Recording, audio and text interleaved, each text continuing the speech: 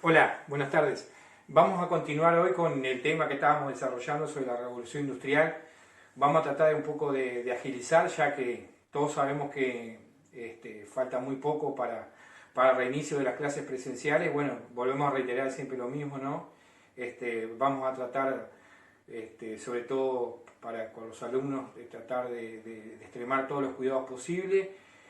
Bueno, las noticias surgen a cada rato, pero bueno, por lo pronto estaríamos retornando a las clases dentro de muy poco. Y bueno, vamos a continuar entonces con el tema de tercer año como un aporte ante la solicitud de muchas personas que me han pedido que siga con el tema de tercer año, si bien también me han pedido que siga con algún tema de primero y de segundo. Digo, vuelvo a repetir, digo, yo no soy de hacer cosas así, pero bueno, un poco respondiendo sobre todo a la gente más allegada, ¿no? Porque tampoco me escriben de otros lugares, a no ser algunas personas que me han escrito de por ahí de Salto, de Artigas, muy agradecidas por estos videos. Digo, yo trato de hacerlo lo máximo posible como docente que soy. Obviamente que muchos de los docentes, maestros, hacen lo mismo y cosas mucho más profesional que uno, pero bueno, estoy en eso, en el intento cotidiano. Bien, nosotros habíamos dicho que la revolución industrial es un fenómeno maquinista. ¿Por qué es un fenómeno maquinista? Porque va a dar lugar al surgimiento de una cantidad de máquinas, que primeramente, como habíamos dicho, que la revolución industrial suele dividirse en dos fases o en dos etapas, o inclusive algunos autores manejan la posibilidad de que hay una tercera etapa, inclusive otros manejan la posibilidad de que la revolución industrial nunca como fenómeno sea detenido, ¿tá? Pero eso es para poder analizarlo justamente en el lugar de la clase. Entonces estamos que es un fenómeno maquinista, que los primeros que van a ser máquinas van a ser simplemente artesanos, carpinteros, personas justamente que no tenían un determinado conocimiento científico, no tenían un estudio universitario, académico, sino que eran simplemente personas que se dedicaban a las artesanías, y justamente van a surgir una serie de máquinas.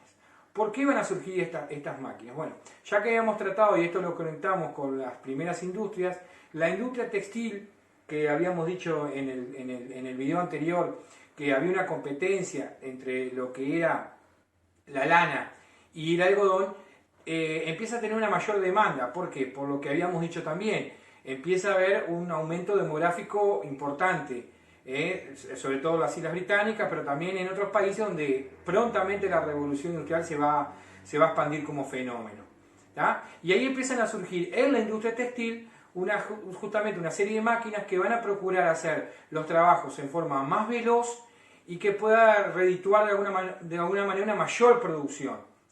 Es así que, bueno, aparece un señor llamado Hargreaves, aparece un señor llamado Arkwright, un señor llamado Cartwright, es decir, muchos nombres que, bueno, que hay que tratar de retenerlos, pero todos ellos como que van innovando diferentes máquinas, tanto de hilar como de tejer. Primeramente de hilar, pero a su vez el hilado trajo aparejado inconvenientes que se fueron subsanando con las primeras máquinas también de tejer. ¿Qué problema tenían estas primeras máquinas? Bueno, entre otros problemas era el material con las que estaban construidas. Estas máquinas estaban construidas de madera, ¿no? Por supuesto. Y esto hacía justamente que la madera se pudriera fácilmente, se la comían determinados insectos. Es muy inflamable, chiquilines, porque obviamente la madera entra en combustión y se prende fuego enseguida, ¿tá? Por lo general necesitaban una fuerza para que las moviera, y esta era la fuerza humana, ¿no? La atracción a sangre tanto del humano como de los animales. Por ahí también la energía del viento, la energía eólica, pero también se utilizaba la energía hidráulica. ¿Qué quiero decir con esto? Que muchas de estas máquinas necesitaban una fuerza poderosa. ¿Y dónde estaba esa fuerza poderosa? En el movimiento del agua. Entonces, por lo general, estas máquinas tenían que instalarse en algún recinto, en algún lugar, cerca de alguna corriente de agua. No de un lago, porque el agua no se mueve, sino cerca de un río o un arroyo, como le decimos aquí en Uruguay. Entonces, ahí tenían algunos de los inconvenientes que de a poco se van a ir subsanando, se van a ir solucionando.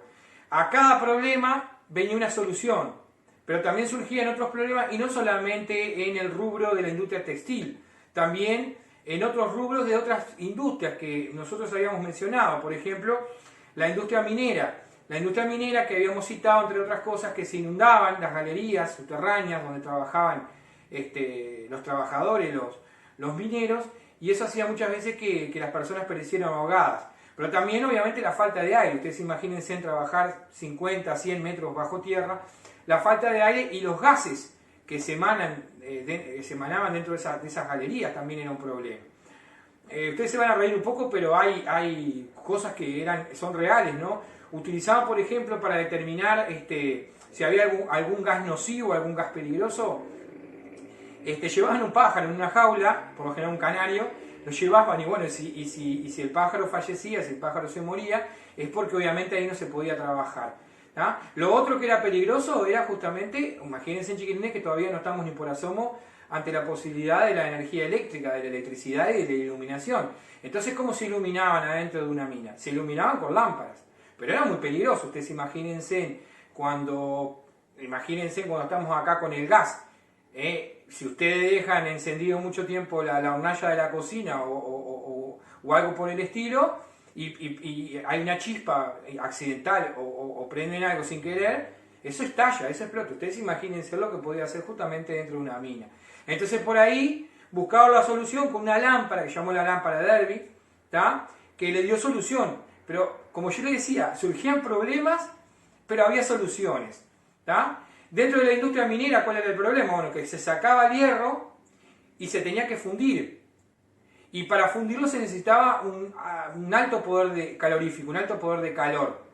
Entonces, si bien se utilizaban desde hacía muchos siglos atrás los hornos, aparecen unos hornos de mucho mayor tamaño, y sobre todo lo más importante es que surge la posibilidad de explotar un tipo de carbón diferente al que se utilizaba. Por lo general, cuando nosotros quemamos madera, y Inglaterra tenía, como decíamos, muchos bosques, se utiliza el carbón como una fuente de calor, pero no produce el suficiente calor como para fundir el metal, o se hacía muy difícil. Entonces, por allá alguien descubre que hay un carbón, que es el carbón mineral más que el vegetal, que tiene un alto poder calorífico, y esto hace que el metal se pueda fundir mucho más rápidamente.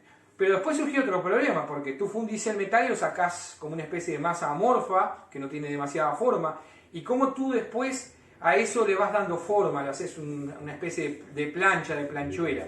Y bueno, ahí más adelante alguien va a inventar una laminadora, que es decir, dejar el metal laminado para poder luego ir sustituyendo de a poco la madera por lo que era el hierro, que eso es una de las grandes transformaciones y los grandes cambios. Y las máquinas que en un principio se hicieron de madera y ante los inconvenientes que citamos se van sustituyendo luego por diferentes piezas de metal. ¿Sí?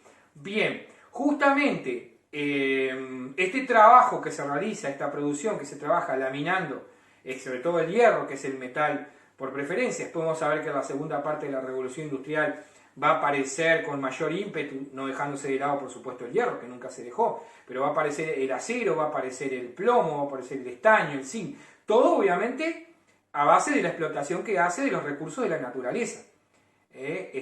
Bueno, esto va llevando justamente a grandes transformaciones y a grandes cambios, y esto es lo que se llama la industria siderúrgica. Después más adelante, en la segunda etapa, sobre todo de la revolución industrial, va a surgir la metalúrgica. Y ahí, bueno, todo va trayendo grandes cambios que en su momento nosotros vamos a citar para ir comparando esta primera fase de la revolución industrial con la segunda fase de la revolución industrial. Pero sin duda, la máquina que revolucionó y que dio un despegue inusitado a la revolución industrial fue aquella máquina que hizo que se utilizara el vapor como energía, que fue la máquina de un señor llamado James Watt.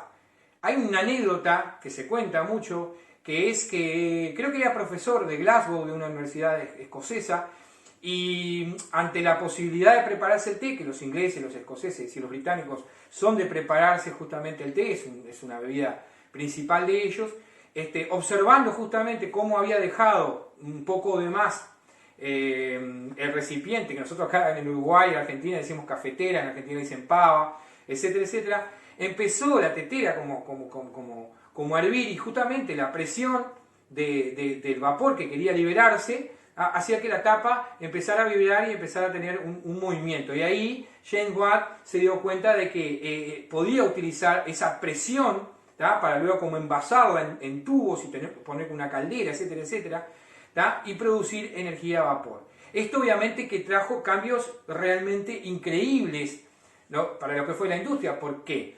Porque después justamente la energía a vapor se empezó a aplicar a toda esa maquinaria que ya citamos, es decir, se empezó a aplicar la energía a vapor a las máquinas de hilar, a las máquinas de tejer, pero también, y sin lugar a dudas, una gran transformación va a ser lo que es la evolución del transporte. Y aquí, durante muchos siglos, nos fijamos en que el transporte sobre todo había sido las carretas, los carruajes, ¿tá?, el caballo. Y bueno, ¿qué va a aparecer ahora?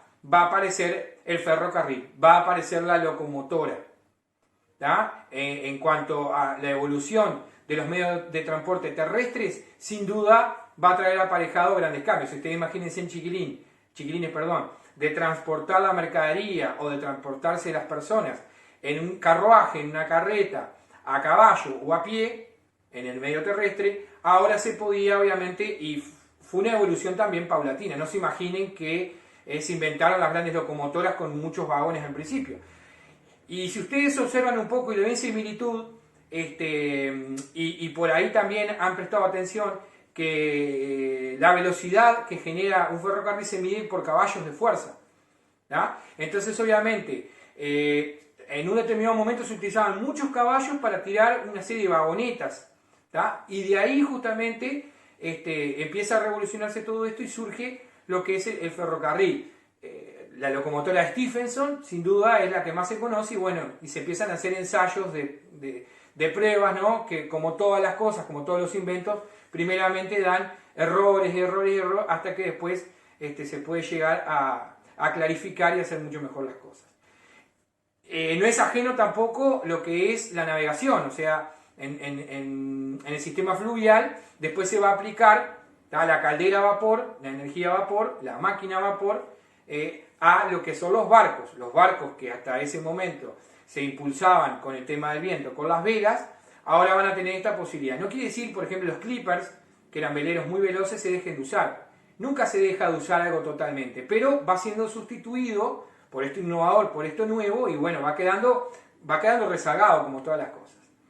Bien, ya que hablamos de las tres industrias, ya que hablamos de este fenómeno maquinista, vamos a dar paso a otra cosa muy importante. Es el cambio en la organización del trabajo, el cambio en la manera de trabajar.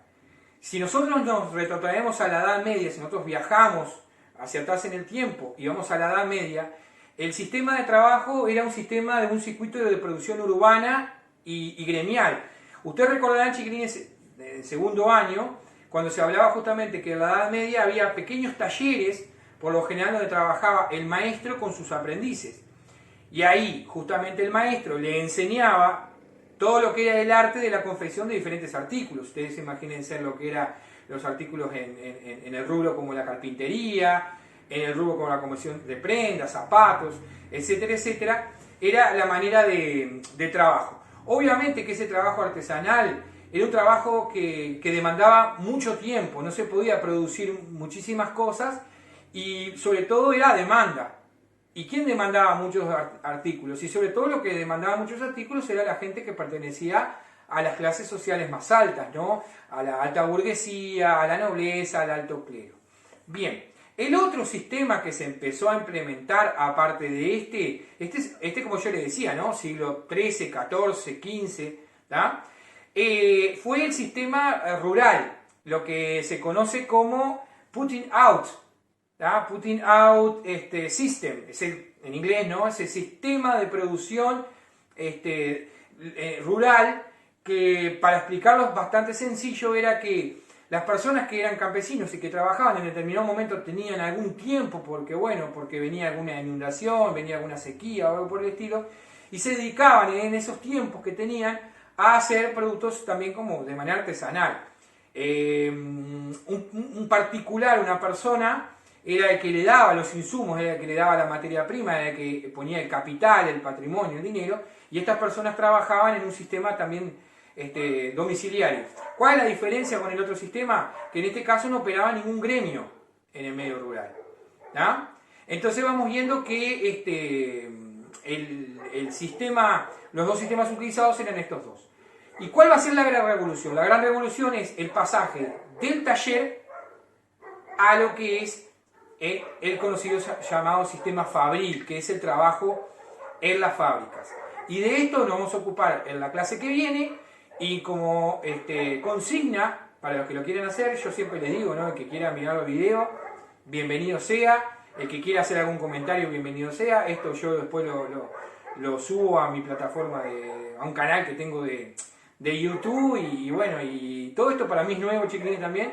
Tengo soy usuario en Instagram ahí, y también de hace un poquito más de tiempo tengo en Facebook. Entonces yo trato de subirlo a los 3 lugares para que ustedes se puedan valer de ahí. Y bueno, si quieren mirarlo, obviamente que debo tener una cantidad de errores y eso, pero hago todo de corazón, lo hago para que ustedes se puedan valer de esto para entender un poco más. Así que nos estamos viendo en el próximo capítulo, donde vamos a hablar justamente del sistema fabril. Sistema fabril no es nada más ni nada menos que el trabajo en la fábrica, el surgimiento de las fábricas como uno de los grandes cambios que va a producir esta revolución industrial. Así que, chiquilines, nos estamos viendo. Espero que les haya servido todo esto y nos estamos viendo la próxima.